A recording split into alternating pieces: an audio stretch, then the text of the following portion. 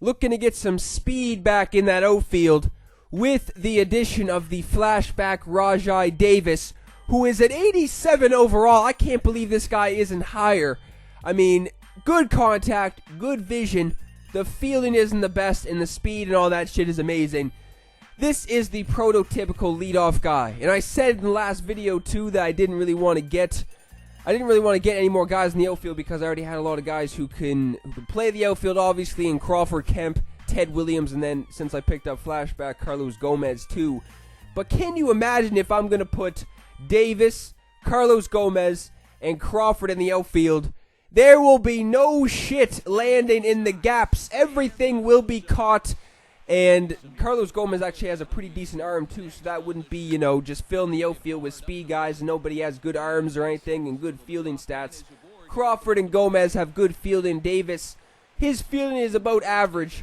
But I mean, I don't know. The speed will come in handy too. It's not like terrible fielding.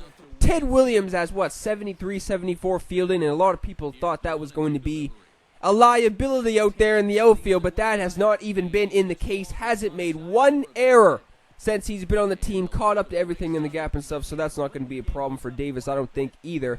He's doing some damage early in this game. He's getting a leadoff single, and then he's stealing second, so now Altuve was able to advance him to third. Probably should have sent him home right there, and then A-Rod not doing shit against the righties. I mean, A-Rod's pissing me off. A-Rod can't do shit against the righties, but finally against the lefty, A-Rod is just going to punish those lefties on the mound. And I was doing that early in this game. The John Lester, the 93 flashback John Lester, I pray to the heavens every game I'm able to face this guy because it is pretty much a home run derby. Or just a hitting frenzy whenever there is righties on your team who can come to the plate and just do work against them. So I was stacking the lineup with righties, and I had a bunch of lefties on the bench ready to come in the game when this guy was going to go to the pen because he did have some guys warming up, I'm pretty sure, after that first inning. So obvious I would have done the same thing, man. Got off to a good start. 2 runs? Or is it 2 runs or is it 3 runs? I don't know. But I got a couple hits. Yeah, it's 2 runs. And I got about 3 or 4 or 5 hits or something like that. So I would have done the same thing, man. If that was me, I would have taken him out as soon as that shit happened.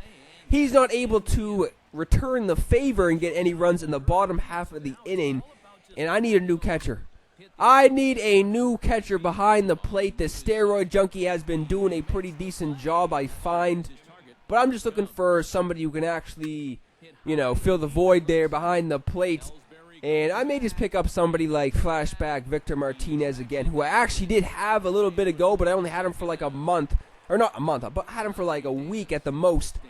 And if you ask me, man, a lot of gold cards are the most fun to use, if you ask me, in this game. I mean, Crawford, Exhibit A. Look no further than the flashback Crawford. He is definitely my favorite card to use. And since I picked up the flashback Carlos Gomez, he has been the same. And Rajai Davis, 2 for 2 to begin this game, so you know for a fact I'm going to be stealing. This guy wasn't even going to the slide step either, so you can't do that. You can't not go to the slide step and expect me not to steal, especially with Rajai Davis. He steals second easily right there, so I'm taking off again.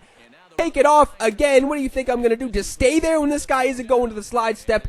Stealing third base easily, so now a 3-0 count. Sitting on something. Altuve is able to find a hole through the infield, and I'm scoring Davis from third base.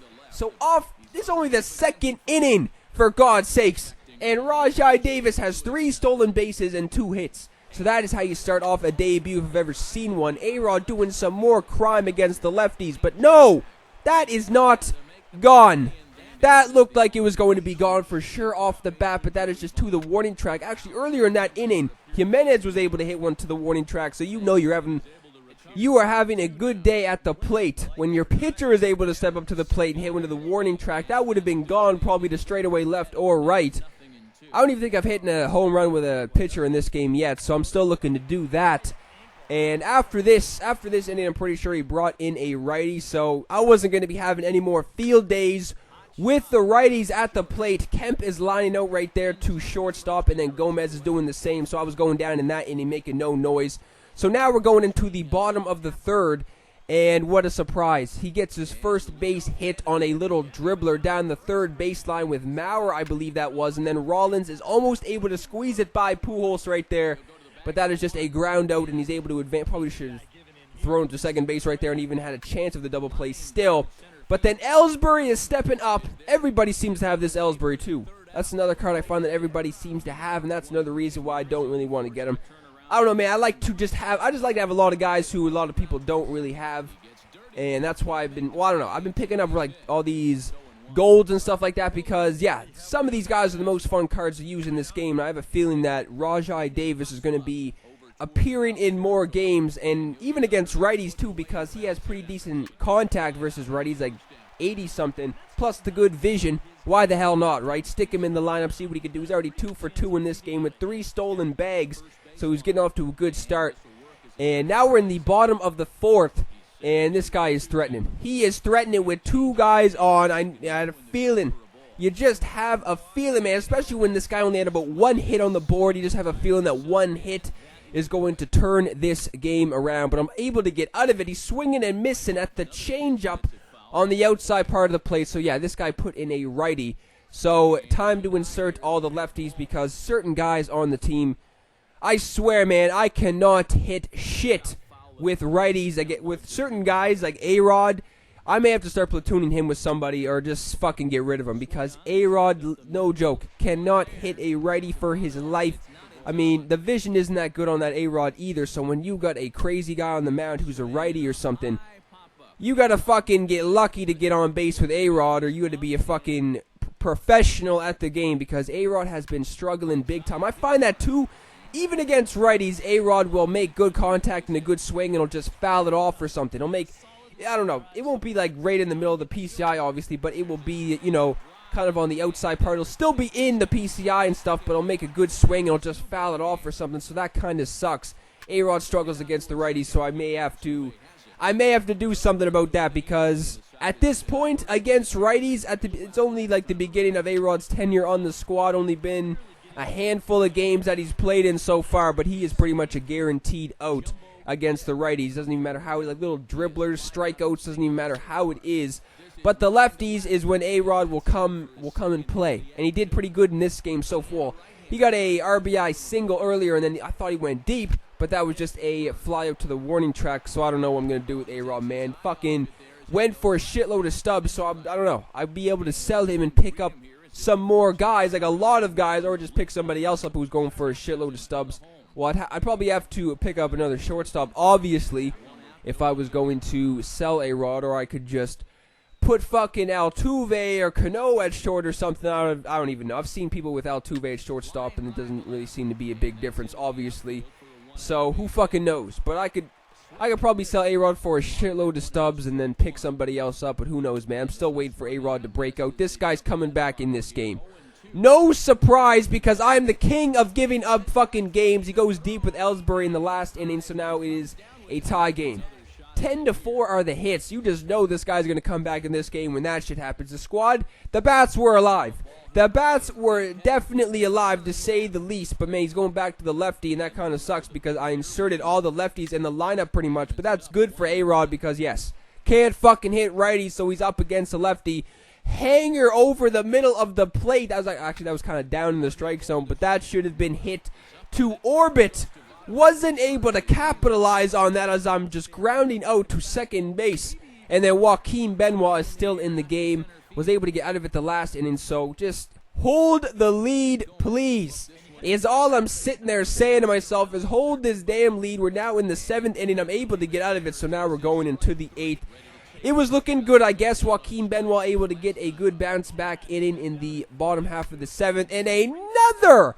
Look at that meat. That is a rainbow right over the middle of the plate. And just getting under that with Carlos Gomez. That should have been hit to orbit as well. I don't even know who this guy was in the game, but he was just hanging curveballs. Like, it was insane, man. I should have been sending moonshots everywhere you look when this guy was in the game. Just hanging curveballs over the middle of the plate. Going down on the strikeout right there with Arenado. And this is when shit started to hit the fan. So Britton walked the first guy, and then I'm hitting the second guy this inning, and of course, I should have known that was coming, man. He's trying to advance the runners, obviously, but he's able to run that out with Sizemore. So don't even tell me. Britton trying to go to the inside slider, and that one is hit a ton. I thought that was going to go foul, but no. Grand slam to give this guy the 6-3 lead, and the only son of a bitch out of the pen who I can trust is Fernando Rodney. Nobody else who will be coming in games I will have any trust in. Flashback Rodney is the only guy I have trust in coming out of the pen, and what do you know, he gets the only guy he faces on the strikeout. So now I'm down. Rajai Davis is the last hope. This one's in the fucking bag. What am I talking about? I have no chance of coming back in this game. Getting called on the third strike right there. That was nasty. That was a nasty slurve to end this game. What a piss off. We should have got the W in that one. Was all over this guy in the first half of this game, but he bounces back, gets a clutch grand slam, and of course the guy who did all the damage gets player of the damn game.